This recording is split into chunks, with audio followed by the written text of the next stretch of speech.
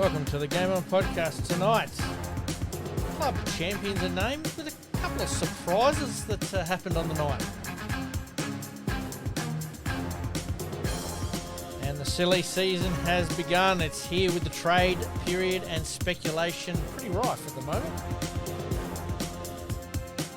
And the Sheffield Shield is underway with South Australia getting away to an okay start, but a loss in the end.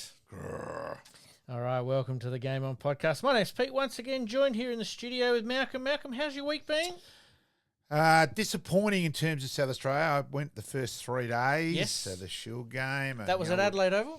Yeah, 3 for 270 overnight on the first day, but unfortunately we didn't bat that well after that. Yep. Bowled okay. Had him Victoria at 6 for 199, and unfortunately I thought we bowled and probably played our worst hour of cricket we've played for at least 2, 3, 4 years. Yep. And Victoria put on 130 and ended up virtually on a par. And then we did not bat well yesterday afternoon. All right, we'll talk about that a little bit later. Not happy. We'll talk that a little bit later. All right, let's get into Around the Grounds, mate. Around the Grounds.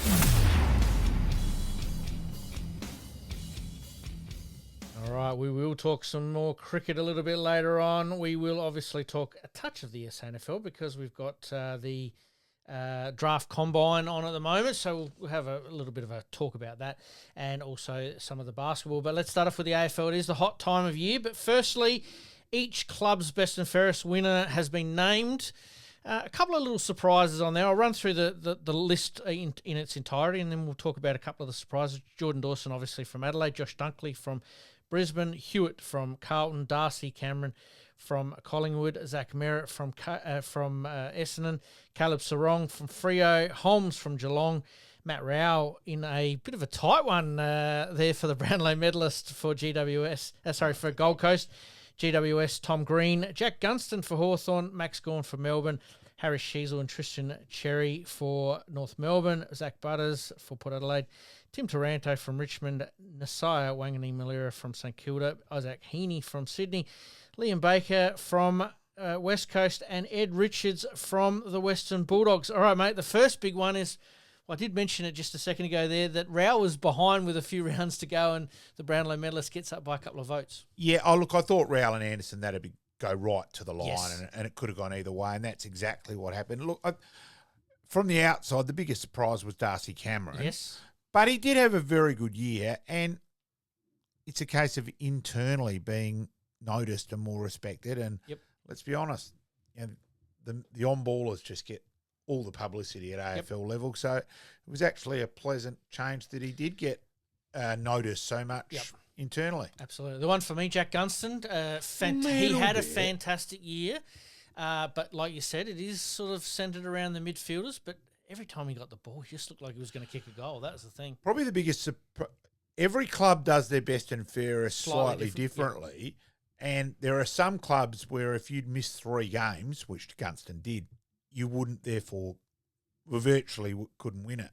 So it just depends on a club's voting system. Yes. So, yeah, but he did have a great year. He did, so, indeed. Yeah. Mate, Zach Merritt wins at Essendon, but controversy, obviously since the end of the season and right through to even now, he goes to the to the Brownlow. He goes to the Club Championship Awards. He ends up winning it. He always was going to win it. The speech, I don't know if you've heard it, but it's just not great. It was very forced, wasn't it? Yeah. It's not a good situation there. Can you see him staying at Essendon next year? I still think it's 50-50 at the moment. I know Essendon are saying no way, rah, rah, rah, but I think it's 50-50. It'll be the one that gets done on the last minute, last day thing. Josh Dunkley obviously winning Brisbane's best and fairest in a premiership year. Sometimes that's regarded as the cherry on top. The be-all of end-all and the cherry on top. He had a very, very good year. He had a great year. And he is the best defensive midfielder in the comp, so I'm glad that he won it. Yep, especially with the talent that Brisbane does have. And McCluggage and Neil and etc. Ashcroft, yep. I wish it was Ashcroft, yeah. There you go. Sorry, I got that one right. And the other one, obviously, Nasiah Wangani-Malera, star of the future.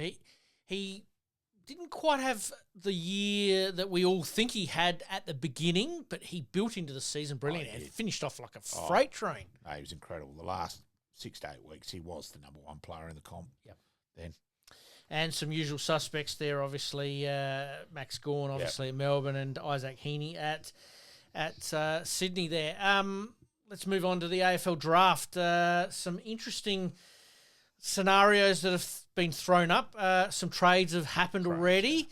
The big one for me is Silvani, basically the trade to St Kilda for basically the same pick as what Lance Franklin was. Is that about right? It's not a trade. The compensation pick, yep. Oh, look, it's this formula. It's not right, but no formula is.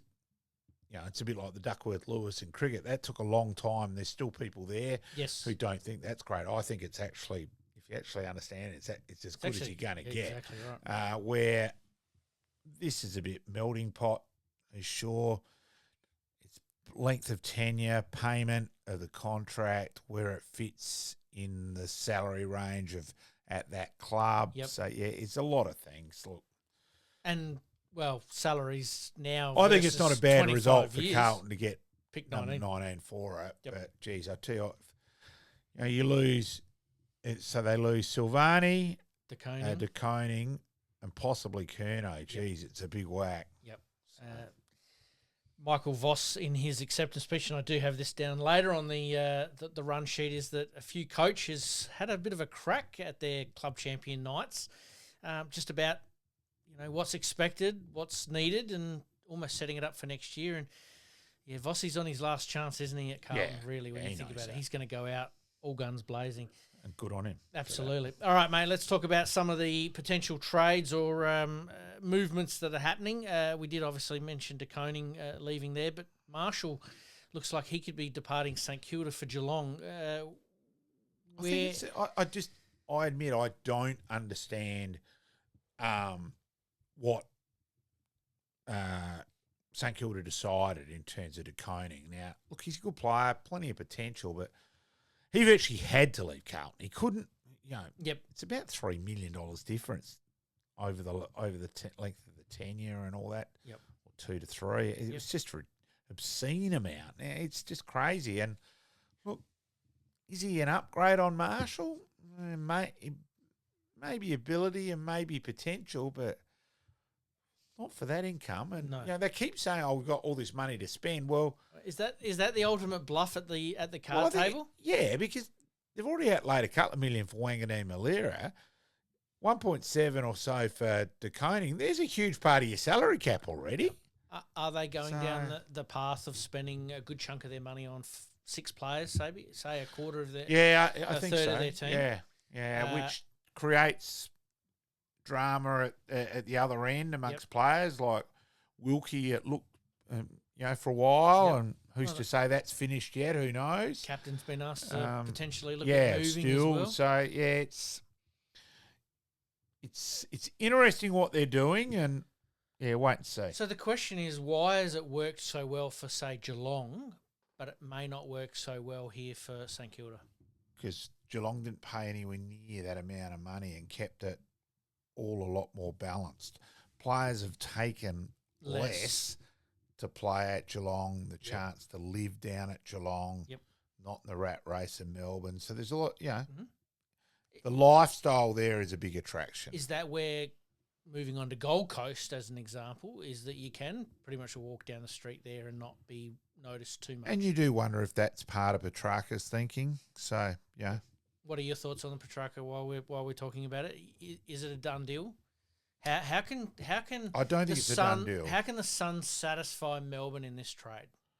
Well, they've already got potentially. It looks like Flanders for 7. Yep. Straight from and going to St Kilda. Yeah. So they're going to have 6 and 7. So they've got a bit of dealing there. Then they've got to make sure they've got enough draft choice and that. For points. For points for Hewland and one other. Mm-hmm. There's a lot of water to go under the bridge at Gold Coast land yet. Mate, question without notice. Oliver and Petrarca obviously both leaving, potentially leaving Melbourne.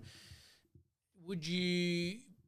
And Adelaide obviously dropped out of the race because apparently, allegedly, or as it's been reported, is that he was asking for an extra year on top of what they were doing. Yeah. That probably, from a due diligence point of view, I think Adelaide have made the right decision. Oliver's obviously the second place prize here. They've done their due diligence there and have said, look, I don't think we can satisfy that either. Yeah, I think there's a few things off the ground This as is where I'm sort of going with it, is that are you going after Petrarca on the basis that he does bring that off-field stuff, through his YouTube and Instagram and, generally a nice guy, whereas Oliver's had his issues and it is a risk that you don't necessarily want to take? I think they'd be doing a lot of due diligence off ground and decided that, yes, potentially it is too big a risk on that side of things. Is that because Adelaide's in the football bubble versus, say, GWS, who are having a pretty red-hot crack at him, where he could end up like a Jesse Hogan up at GWS there and, doesn't have anything to think about but playing his footy? Yeah, possibly. I just think if you due diligence. Is there a world where Melbourne keep him? Oh, there is, but I still think it's pretty unlikely. What about Stephen May? Again, I think that's unlikely. I think he'll end up somewhere else, but if no one else wants him, he ends up back at Melbourne. So, yeah, it is a bit strange. Look. King has got some hard decisions to make if that doesn't happen because, yeah, that's going to be an interesting environment to walk into day one of pre-season, that's for sure. It is the silly season, and some teams have obviously made their mark right from the get-go. The Crows still need to satisfy a deal for Archie.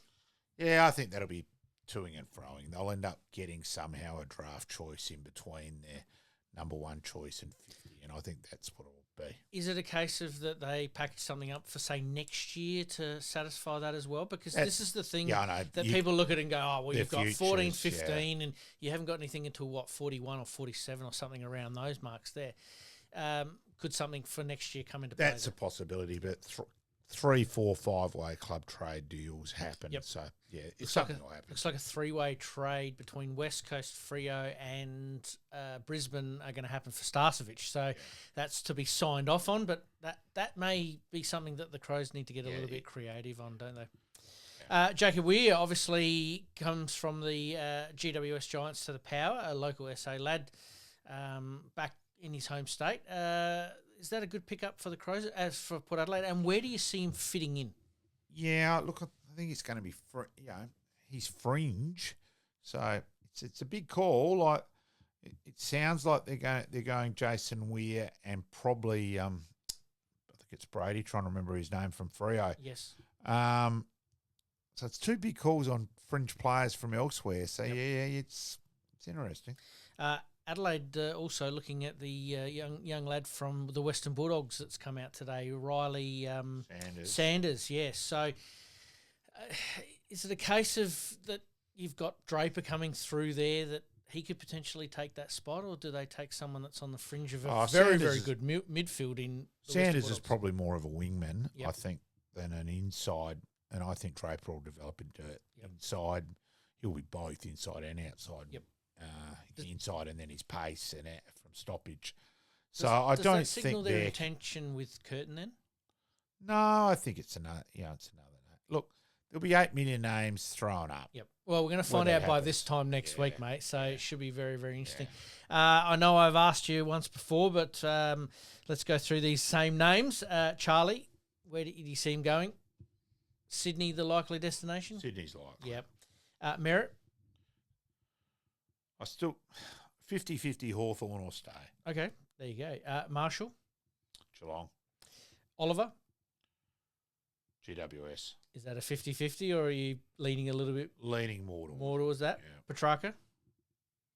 Gold Coast, but will it happen? Yeah, they'll make it happen. Yep. And the last one is Butters, and we haven't talked about this one for a little while. Reports have come out that 4 weeks before the end of the season, he's sort of signalled a little bit of interest. He sold his house here in Adelaide, living with Mitch Georgiadis at the moment. Does that play into it? Oh, look, I think he's probably going to have more. He's going to end up with a lot more than one property and all that. Who knows? Look, I still think at the moment he's more likely to be at Port Adelaide next year than not there, but who knows? Is it a case of watching what Josh Carr does this year, see where he fits into that, where the future direction goes? I think he want to see some. If he stays at Port this year, he want to see some improvement. Yep. You know, if Port in the end, let's remember they've missed by a fair distance this year, so they've. But there was a lot of distraction. I agree, and a lot of injuries. Yep. So that's not to say they couldn't come, but he'd want to see him. You know, he'd want to be right at the bare minimum competing for the 8. Absolutely. Well, Connor Rosie's captain, but yet Dak Butters is arguably their most important player. So that's going to be a very interesting watch. Let's have a seems to be that no players off limits. The report comes out today that Nick Dacos has been approached by several clubs. Is it a sign that the trading period could potentially be extended, or do we bring in mid-season trading to allow this to happen? I'm not sure. I hope not. Can you see a world where Nick Dacos is not at Collingwood? Personally, no. But, who's to say? I still like the romanticism of a player playing at a club, and it just seems like staying at a club. Bang. And, it's interesting that you've had guys like Archie Starcevic quite willingly leaving a premiership side when they pretty much could win another one. Another one or two. So, that didn't used to happen. Yep. So, yeah. Is it a case of that we're getting a little bit more like the American sports in that way? We are. Yep. No doubt. And a lot of those younger players are growing up on that American sports where they don't necessarily support a team anymore. They support a player. And if that player moves, they move with them. Yep. The one on Dacos is interesting for me. Their club championships, something fell a little bit flat with the old man. Didn't quite like it as much as he would have liked. He obviously has done the father-son thing. He's won a premiership at that club, best and fairest at that club. Obviously not this year, runner-up, which is quite an interesting one as well. But is it a case of that he's done everything that he sort of wanted to do at Collingwood? I wouldn't think so. Like, it runs pretty deep, doesn't it? Yeah, they're a huge Collingwood family. Yeah, it's going to be hard to. He's only won one flag. Absolutely.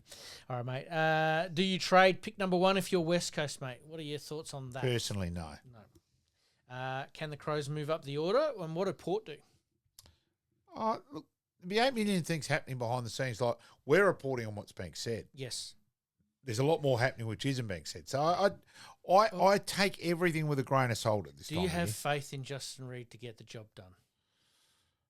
He got a bit lucky last year with a couple fell in his lap. But he also didn't have much luck on the Bryce Gibbs, where the AFL changed the rule on the last day, the first year when they were going to get him. Informed enough on the side on that one, and I back him what he did in the end from having been told enough. Yes. Got to be a bit careful. He had a very, very good year that year for Carlton, and then didn't have so good a year for Adelaide the following year. So once bitten, twice shy, maybe.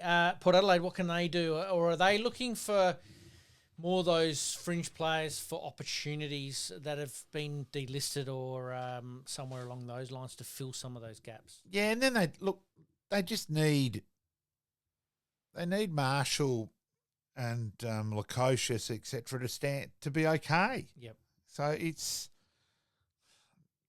for me, more.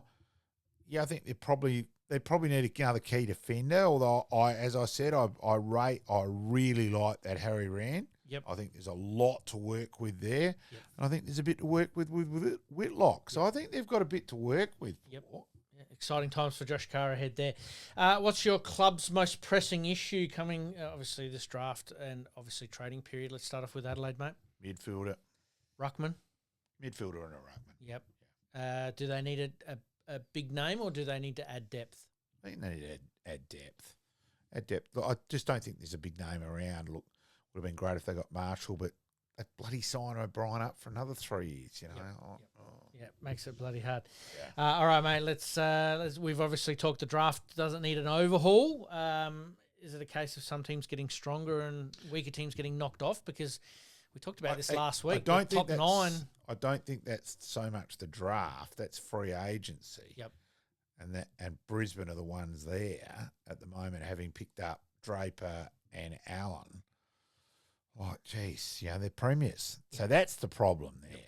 Not so much the draft, it's the free agency and that side of things. Whereas St Kilda are going the other way. They're splashing the cash to try and make something happen. You don't make a splash anymore and it can get very, very ugly, and St Kilda are obviously trying to do that as well. The retiring class of 2025, obviously Travis Boak was at the top of that list, but one man that enjoyed some premiership success with his teammates the previous year gets his premiership medal this year, and that's Oscar McInerney announcing his retirement.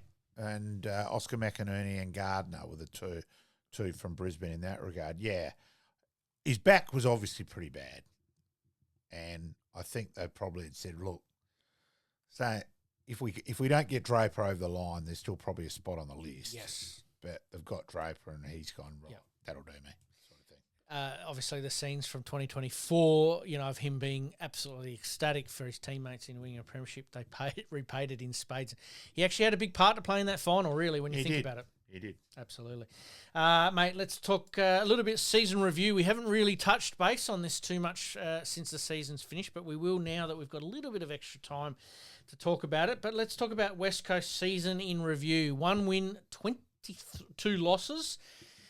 Where do you start? This obviously goes back several years. Absolutely shithouse, and that's being polite. Yep. Terrible lifts management decisions. What they gave up for Tim Kelly was ridiculous. Some shocking decisions. And now, let's remember, they only won a premiership in 18. I'm not a fan, therefore, of a club getting assistance now for your shit decision. This is why I asked. Yeah, you don't make 5 bad decisions in business and get a reward by the government. Oh, bad luck there. So I'm not convinced. They are one of the biggest clubs in the land. Yeah. Is it a case of Don Pike absolutely selling West Coast, to the AFL? Oh, it's a little bit. Considering they are one of the bigger clubs and don't want to be down there for too long. Not so much in that. It's in their thing, their guidelines. So if you've had these 3 years, you've only won this number of games, you can apply for it. And it's virtually like, well, hang on, we've given it to another club. You can't very well then not give it to the next club. Yep. So it's more the guidelines there. Absolutely crazy. Only 1 win. What do we see for 2026? They will get a couple, obviously, through the door during this period, not only the trade period, but also the draft period. They're a long way behind. But they are a long way behind, and how you can be rewarded for such mediocrity is beyond me. 2026, can they improve? I think they'll still finish bottom. Yeah. Will they get more than 1 win? That's probably the question I'm looking for, or the answer I'm looking for. Surely they win a couple at home at some stage. Yep. So. Yep. And the second team we'll talk about tonight was Richmond, surprise packet of 2025. Yeah, I thought they'd only win 1 or 2 games for the year. They finished with 5 wins, 18 losses. Probably the big one for them was the round 1 game against my Carlton Blues, where they came from behind and just had that youthful exuberance. Yeah. What is, where do they go for 2026 as well? Oh, look, they've got a lot to.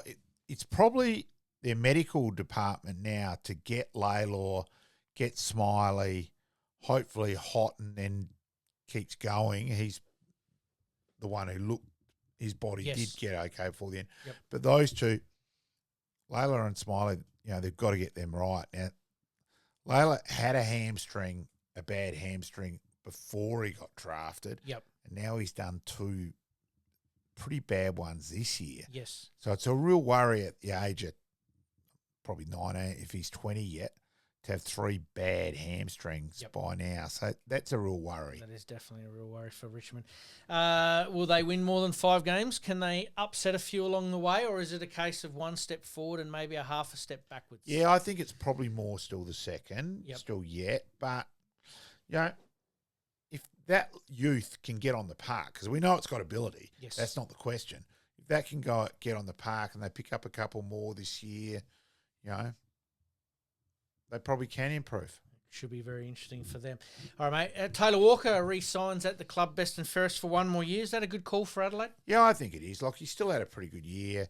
Let's remember, he also was easily Adelaide's best forward against Collingwood in the finals. Yes, he was pretty average against Hawthorn, but so was everyone else. And he was... Yep. So, I still think he had a pretty good year. And I'm not this... the three monsters and all. It's bullshit. Fogarty's about 6 foot. He's not a big, tall monster. You could almost squirt him through the midfield as a big body. If you get him fit. Fitter. Yeah, exactly right. Adelaide losing their fitness boss while we're talking about fitness there. Darren Burgess obviously getting a very, very lucrative, I'm assuming, contract there over in one of the Premier League soccer teams there. No, he's gone to Juventus. But they are a Premier team of the past. So put it this way, I'm sure he could afford to sponsor the show, mate. Well, there you go. We'll put in a call there. McEwen, who was sort of his right-hand man at various stages, has stepped into the Adelaide role almost within about an hour of them announcing him leaving. We've already got someone already lined up, so Adelaide have done very, very well there, mate. Last question on the AFL before we take a quick break, mate. Tasmania, will it happen or not? And does the competition look better if there's 16 teams? I know that's a big one, mate. I think it will happen, and yes, there's too many teams now. But will it happen without a stadium? I think the stadium will still happen. It's getting now that realistically, whether it's going to be 2028 is more the question now. Yep. I think they're going to get the side up, but will it be 2028 is big doubt. Yep. Is that a case of just pushing it back maybe 2 years to allow just the dust to settle? That's potential. And the stupidity is it's going to end up costing them another $1 billion than what it would have been if they'd bloody built it straight away. So it's just stupid. Do we go back to 16 teams?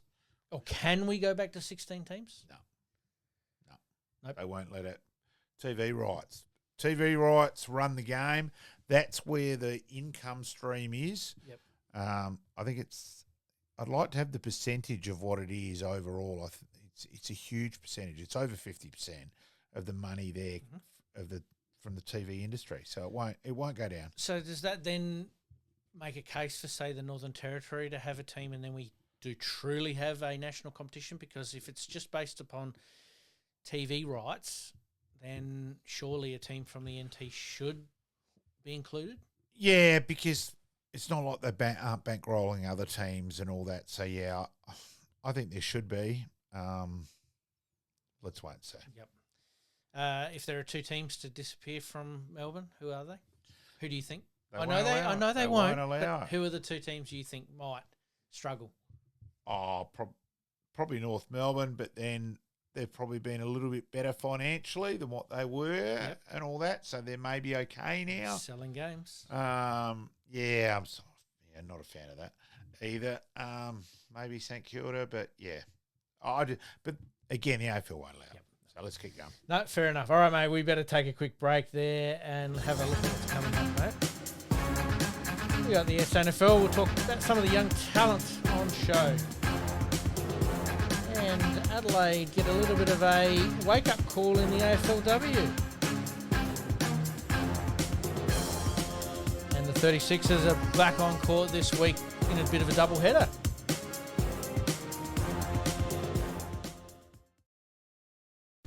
You're listening to the Game On Podcast. We'll be right back after this short break.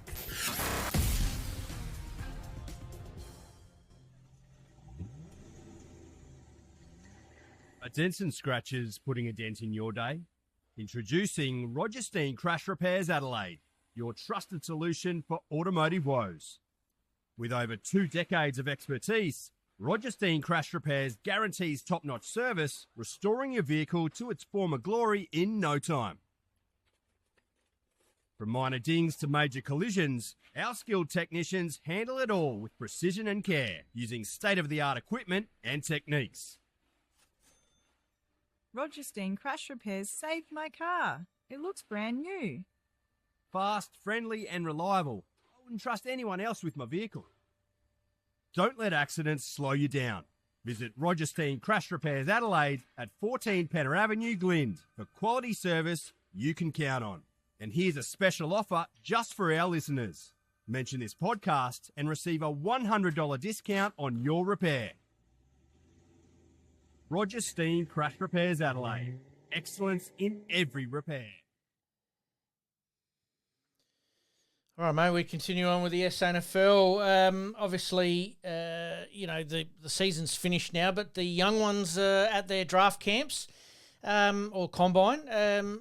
Chance for recruiters to look at their skills. A couple of young SA lads look like they're going to go all right, and Filippo's probably one of them that stands out because of his brother.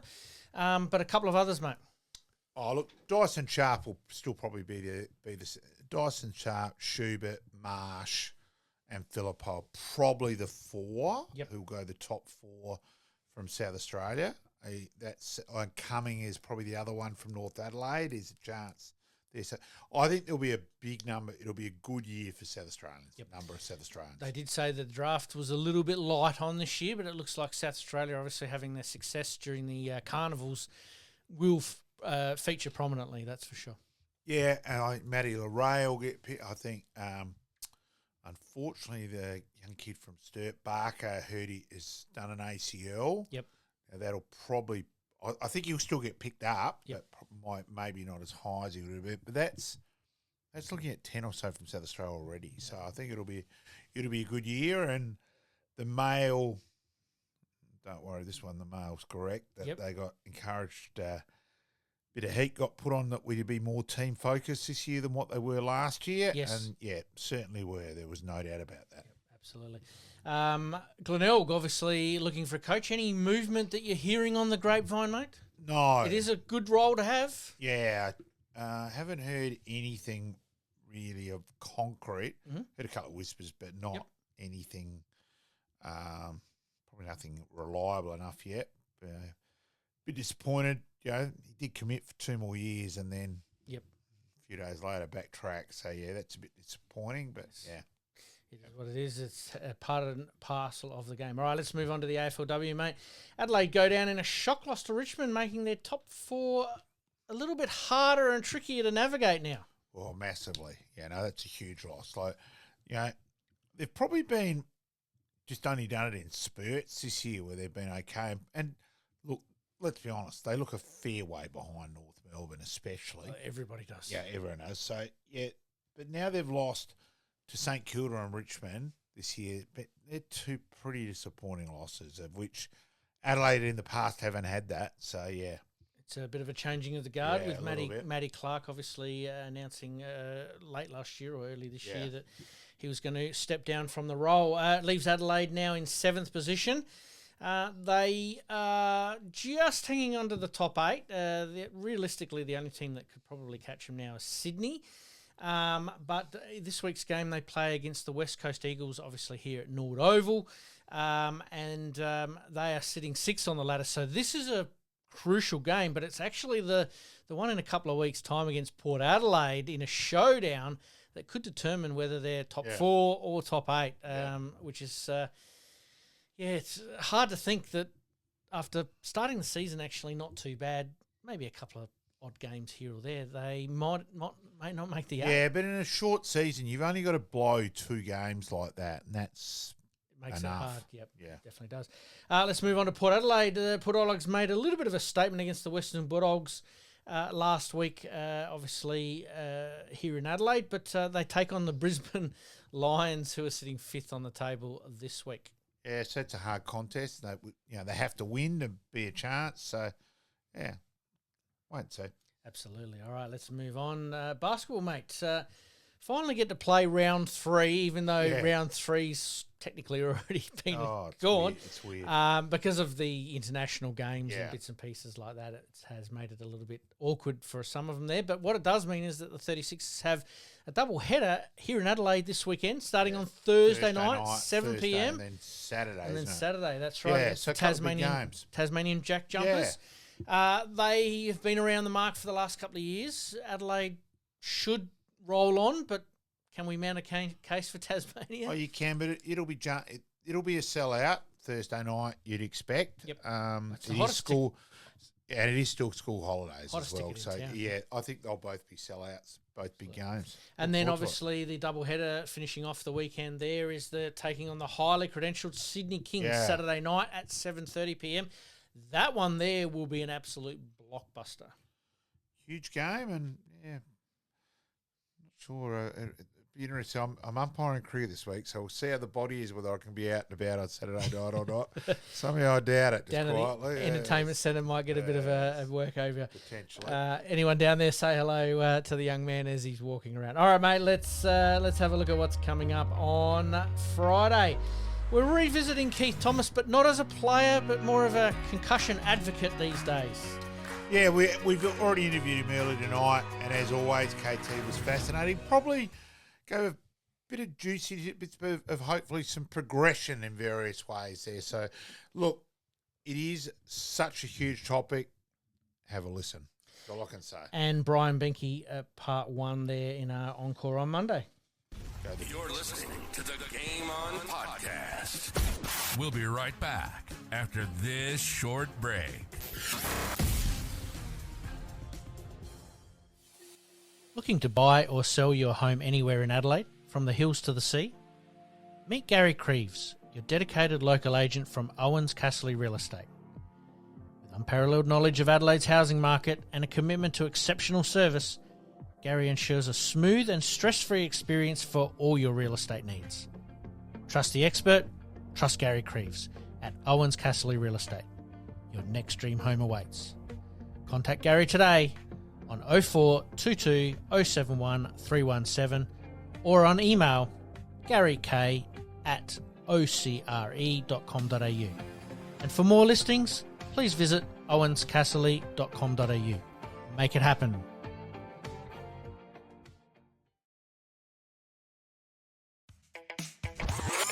Flashbacks.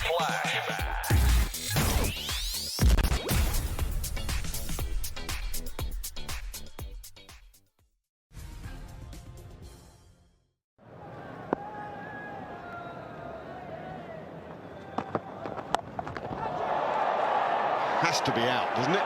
There's three of them converging, and the chance has been missed. Dear me. And it's Michael Hussey. I don't know whether Steve Armison's applauding 50 for Michael Hussey. He ought to be hammering the ground in disgust. Three guys could have caught that, none did. And I'm not quite sure what the wicketkeeper was doing out there. But I thought the man at square leg was the one who should have been listed and shouting for the catch.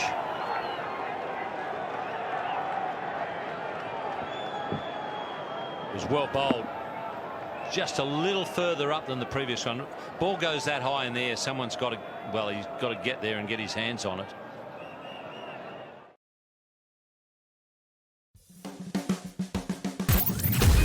Extra time. Big finish.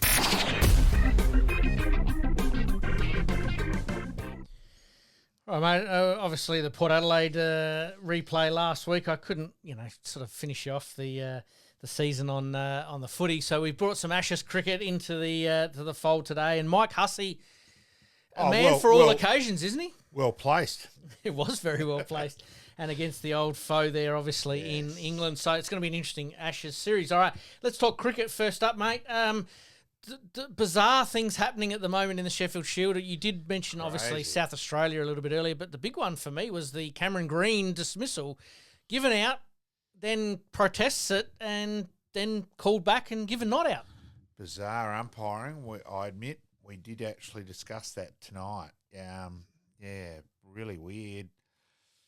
Different. They have... My understanding is Cricket Australia have come forward and said, well, that's correct.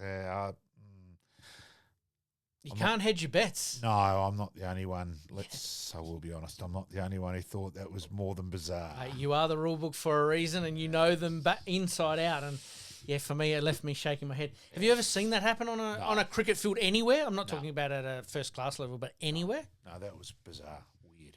Absolutely crazy. Sheffield Shield, obviously, South Australia, mate. We'll go through it a little bit more in depth now. Your takings from first innings, second innings? Look, unfortunately at the moment, we've started the year and we've got a lot of injuries.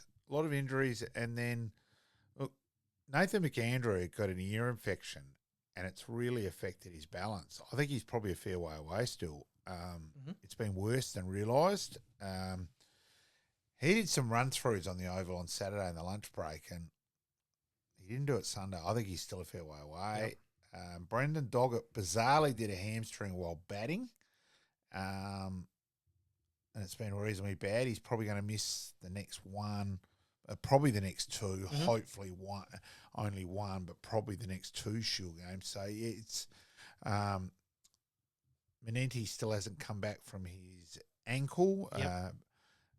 And Liam Scott was in India and Henry Thornton was in India. So Jordan Buckingham was the only bowler still around from last year's Shield final side. Yep. Because Thornton didn't get picked and would have played, obviously. With those others. Yeah, so, it's been quite crazy. Young Hanno Jacobs, I don't think he's ready yet. Mm-hmm. Was it a good taste for him, though? You know how they say just give them that one or two just to... He bowled 15 no balls in the first innings, and for mine, that's just he's a no. And he bowled a fair few again today. Apparently, I didn't go today. Yep. Bit too revved up, or is that something technically? I think it's more technical on his run up. Well, Rhino's the man to fix that. Really, at the end of the day. Oh look, but I just thought he was a bit raw, but. You don't even have so many numbers with so many out. Yes. So, yeah. Is it a case of everything going right for South Australia last year in those respects and then everything sort of not quite going so right this year? Yeah, and look, let's be real. We won that game in the most bizarre win ever in Tasmania with four. We had the 2-day game in Perth. Yep. There were some incredible results last year. Yep. So, it's a fine line between pleasure and pain. We needed all those moons to align once again. The turf cricket season's just about to get underway. We might see if we can follow up on that next week, mate, and get a few things in. A bit like our lawn bowls will start sort of next weekend. Yeah, we'll get Ben Higgins on for district cricket. I'll obviously be able to do a bit of Adelaide turf more next week. Should be fun there. All right, mate, let's move on to the tennis. Australia's number one, Daria Katsakina, puts her career on hold until the end of the year, citing some mental and emotionally she's done basically for the year. Yeah, and look, respect that. She's had the courage to be honest. Jack Weatherall's done that the last couple of years at various times, and just respect the person for being honest, admitting, hey, I've got some problems. Yep. I need a break. Absolutely. Hewitt, we sort of mentioned this actually last week or the week before, but he was in a bit of hot water there. Being hit with a ban, obviously, for offensive contact during an overseas tie. Apparently, he pushed a drug official for the ITF. It sort of ended up a $30,000 fine and a 2-week suspension. Hewitt's still protesting his innocence, though, as nothing to see here. He's always been pretty fiery on the court, the old white line fever. He has his moments, yes. Yep, disappointing, that's for sure. And to finish off, mate, something that came across the desk today, legend of the game has a major health scare. Bjorn Borg has an aggressive form of prostate cancer, mate. Yeah, look, just wish him all the best. Obviously we've covered that with Tim May. We have indeed. It probably was our most raw interview. Very emotional. It was emotional, and best of luck there to Bjorn Borg, and I didn't get to see him obviously during his prime, but some of the footage is unbelievable. Yeah. He was just incredible. Mate, the NRL Grand Final was an absolute spectacular, and congratulations go to the Brisbane Broncos in one of the all-time great finalists. And I've got a couple of boys that I know who are Brisbane fans, and they were absolutely cock-a-hoop. Brisbane winning everything at the moment. Look, and it was a game where it chopped and changed in terms of in the front, and then it looked like we thought at half time, that's probably and that, and just they didn't dot. Unusually for a Melbourne side, Storm made a few mistakes, didn't dot the I's, cross the T's, just a couple of, just a bit of elementary errors, and Brisbane made them pay. and yeah, a win for the ages in terms of NRL wise. Look, I can't deny I'm not. No, you're not I'm as not invested. A huge lover, and not as invested. But in terms of, and it looks like ratings wise, it was absolutely huge because, Storm. So you had the Melbourne audience, yes, the Brisbane audience. Well, the Sydney audience are going to watch because it's rugby league. Yep. Sunday night, long weekend, perfectly programmed in that regard. Now you wonder whether, as we know, the AFL hates being beaten. Yep. Wonder if they'll think along those lines for programming. Might have got beaten hands down there. I'll tell you now, 4X Cans up there would be going absolutely nuts. Maybe we should hit them up for a little bit of a sponsorship because they'd be running out of beer, wouldn't They've it? had a couple of big weeks Exactly up there. right. Queensland, there's something in the water up there, that's for sure. The women's night of nights was a little bit underwhelming or overwhelming. The favourite didn't actually get the top prize, which sort of left a few with egg on their face. Yeah, it was interesting. It was very interesting. Soccer mate, Ange hasn't got off to his fair share of headache. He's got his fair share of headaches after taking over at Nottingham Forest there with a pretty tough draw to start up, but fans calling for him, you'll be gone by the weekend. Oh, and it does it over there. Bang. The Rangers manager's gone after 123 days. It doesn't. They just react over there. It seems to be, we'll just sack the manager and that'll fix everything. And look, so Wilder's back at Sheffield United for I think it's his third stint, but he got sacked at the end of last season. Yes. They sacked his replacement. And then brought him back. After 5 games. They'll probably sack him again. Yeah, it's just... It's a vicious cycle because I would have thought that soccer you would generally need, or football, some people would call it, would need that stability, but having a small spike is one thing, but... I don't get how you can afford the payouts all the time. It's got me beat. Private ownership of clubs is slightly different. Yeah, but there's financial fair play regulations over there and all that. So I just don't get it in that regard. Whether that's not covered in that, I probably need to do a bit of delving on that. Benefactors that are providing that. Yeah, it's crazy. Talking about coaches copping the stiff end of the stick, I suppose, from the fans, is young Socceroo taken off in a club game at halftime. His own fans weren't too happy with the decision and basically calling for his head at the end of the weekend, and that was the young Socceroo's local Irukunda. Yeah, exactly right. At Watford, but Watford have come good the last couple of weeks. So yeah, I think the manager was on fine line. Of course, the big result on the weekend was bring it out. QPR defeating Bristol City at Ashton Gate. Yes. So QPR winning away. Mate, I'm surprised I'm seeing you here tonight with that win. Oh, there may have been a bit of excitement at about 2 a.m. in the Ashwood household on Saturday night. Pretty solid Coca-Cola went down. When Smythe scored they call him Smith, we call it Smythe with SMYTH. Yep. Scored the winner with 6 minutes to go. So, yeah, good result there. And QPR currently in 6th spot. So, yes. Yeah, mate. As I said, I was surprised I was seeing you here tonight. I'm sure you had a stiff Coca-Cola there during the middle of the night, that's for sure. Wouldn't mind a bit of Peter sleep. There you go. And to finish us off, mate, the Baseball World Series isn't too far away with a lot of their regional games sort of being played at the moment. Basically, the regular teams and players are at the pointy end of the season, but a well-funded team didn't make the playoffs this year. That leaves some questions. New York Mets with some very, very well-paid athletes not making the finals. Is that a case, and raised a few eyebrows, but is that a case of what we've been talking about, say, with St Kilda a little bit, and how Geelong have got it right, St Kilda haven't quite got it right? Money doesn't automatically mean success. Exactly right. Mate, have you got a rule book rant for us this week? No, we'll leave that. I'm still just so disappointed with what's happening. Very critical of cricket, and I thought it was no sheer coincidence that both McSweeney and Kellaway, both of them rushed back from India, both didn't make runs this game, and just some decisions cricket-wise where they're just not thinking of the overall picture for mine. Yep. Are you talking world cricket or are you talking from Australian? Australians' perspective. It's world cricket, but just think it's perspective too. Like a 2020 series in New Zealand. Mm-hmm. Now that's for the Chapel Hadley Trophy, which doesn't happen all the time anyway. Yeah. And the three, they were at the same ground as well anyway. It was just and so underwhelming. You're playing at this time of the 2020 year shit. when are you going to get rain anyway?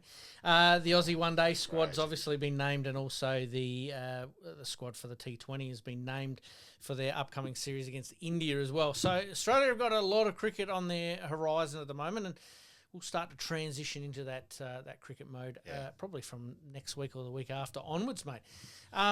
Jake Weatherald at least. So 69 in the first innings, 50-odd in the second. I would have loved to have got a couple of hundreds. Yes. But after the 100 against Sri Lanka, I'm really hoping he's in the running. Is Labuschagne doing all right at the moment?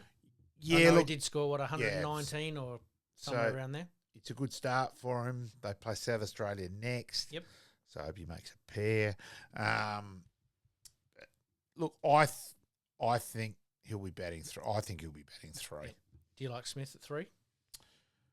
I know you're saying you probably think Labuschagne's at three, but do you like Smith at three better?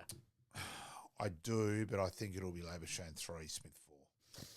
All right, mate, we better wind things up there. Once again, thank you for your time. We've got to do better as per usual. We're a little bit under time tonight, but that's all right because we did speak probably for an extra 10 or 15 minutes with KT, which is coming up on Friday. Please like, rate, subscribe, share with your friends, family.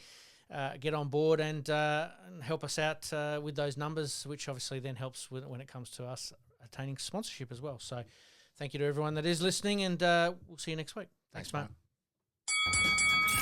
In this crazy world we live in, we all need the distraction. Enjoying the show? Like, rate, and subscribe. Hook up and connect with us on social media at Sportscast SA. We'll see you next time on Game On.